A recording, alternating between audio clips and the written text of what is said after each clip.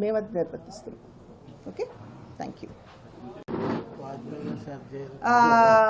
వాజ్పేయి గారి శత జయంతి అండి. ఇందాక ఒక విలేకరి అడుగుతున్నారు గోకవరంలో జాయినింగ్స్ గురించి. పెద్ద ఎత్తున వాజ్పేయి గారి జన్మదినం రోజున ఇది జరగటం అనేది నిజంగా ఇది మేము అందరం కూడా ఆనందించి స్వాగతిస్తున్నటువంటి విషయం.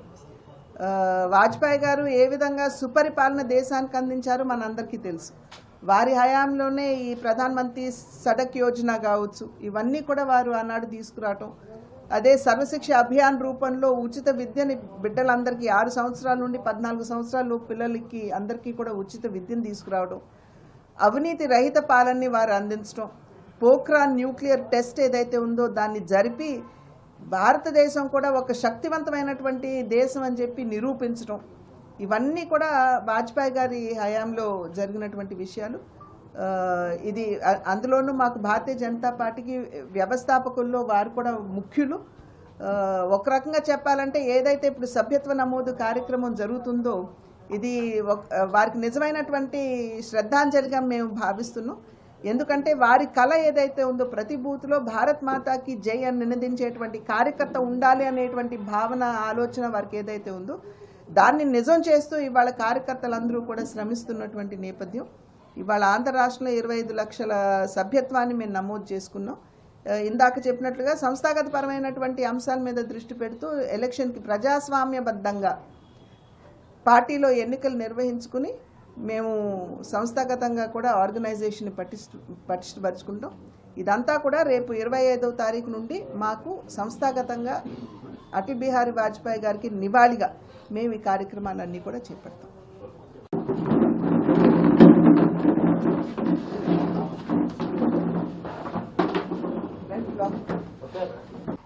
ఆ తర్వాతకి అదే ప్రభుత్వానికి అందించిన తర్వాత దానికి సంబంధించినటువంటి విధి విధానాలు అన్నీ కూడా రూపకల్పన చేయడం జరుగుతుంది. సో ఆ ప్రక్రియ అయితే ఇప్పుడు స్టార్ట్ అయిపోయింది. ఆల్రెడీ మొన్న అనౌన్స్ చేశారు.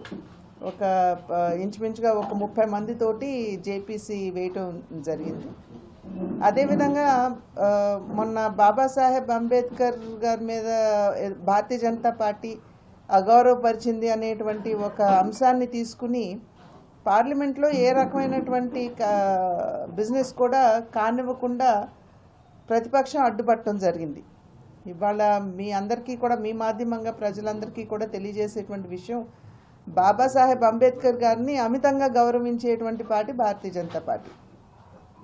అనేక సందర్భాల్లో నరేంద్ర మోడీ గారు కూడా చెప్పారు, నేను ఈ స్థాయికి ఎదగగలిగాను అని అంటే అది బాబాసాహెబ్ అంబేద్కర్ గారు పెట్టినటువంటి రిజర్వేషన్ల వల్లనే నేను ఇవాళ ఈ స్థాయికి ఎదగగలిగానని చెప్పి వారు కూడా స్వయంగా చెప్పడం జరిగింది.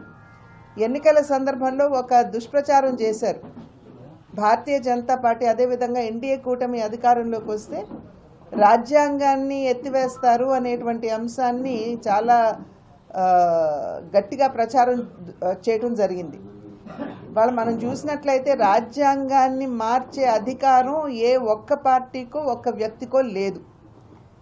పార్లమెంట్లో అందరూ ఒప్పుకున్న తర్వాతే ఏదైనా అమెండ్మెంట్స్ చేయాలన్నా ఏదైనా కానీ మనం చేసుకోవచ్చు. నిజంగా చూడాలంటే రాజ్యాంగానికి 106 అమెండ్మెంట్స్ జరిగాయి, అంటే మార్పులు చేర్పులు జరిగాయి. చాలా వరకు కూడా యూపీఏ ప్రతిపక్ష పార్టీ అధికారంలో ఉన్నటువంటి సందర్భంలోనే అనేక సందర్భాలు దగ్గర 90 పైచిలుకు సార్లు వారు అధికారంలో ఉన్నప్పుడే రాజ్యాంగానికి మార్పులు చేయటం జరిగింది.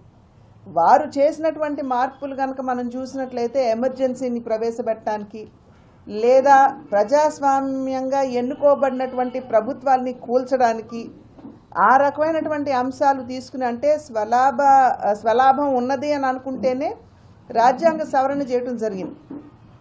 కానీ భారతీయ జనతా పార్టీ అధికారంలో ఉన్నన్ని పర్యాయాలు ఏవైతే అమెండ్మెంట్స్ జరిగాయో వాటి మీద కనుక ఒక్కసారి మనం దృష్టి కేంద్రీకరించినట్లయితే బీసీ కమిషన్కి నిన్న మొన్నటి వరకు రాజ్యాంగ హోదా లేదు, కానీ ఇవాళ దానికి కాన్స్టిట్యూషనల్ లీగాలిటీ ఇవాళ ఎన్డీఏ కూటమి కల్పించింది. అదేవిధంగా నిన్న మొన్న ప్రవేశపెట్టినటువంటి నారీ శక్తి వందన్ అధినియం, అంటే 33% రిజర్వేషన్లు మహిళలకి కల్పిస్తూ ఏదైతే ఉందో అమెండ్మెంట్స్ చేయటం జరిగింది.